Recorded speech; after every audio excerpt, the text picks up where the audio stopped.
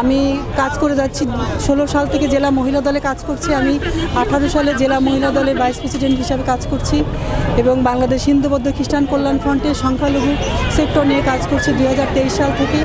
আমার কাজের পরিধি আমি আমার কাজ চালিয়ে যাচ্ছি। আমার কোনো বাজেট নেই, আমার কোনো কিচ্ছু নেই, ফান্ড নেই। আমি আমার নিজস্ব অর্থায়নে আমি আমার এই সংখ্যালঘু সেক্টরে কাজ করে যাচ্ছি। আমি বিগত নির্বাচনে আমি কাজ করেছি 14টা জনাব রকিবুল ইসলাম বকুল সংসদ হুইপ, ওনার সহায়তায় আমি 14টা খ্রিস্টান পাড়া নিয়ে আমি নারীদের নিয়ে কাজ করেছি। আমি সবসময় নারীদের নিয়ে কাজ করি, সমাজের অবহেলিত নারীদের নিয়ে কাজ করি, যেহেতু আমি নিজে নারী।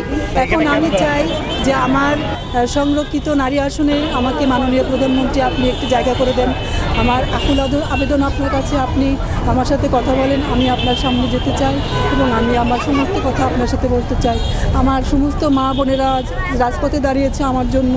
আমার হিন্দু খ্রিস্টান মুসলিম সমস্ত ভাই বোনেরা আজকে আমার এই প্রোগ্রামে তারা এসেছে, তারা আয়োজন করেছে আমার জন্য।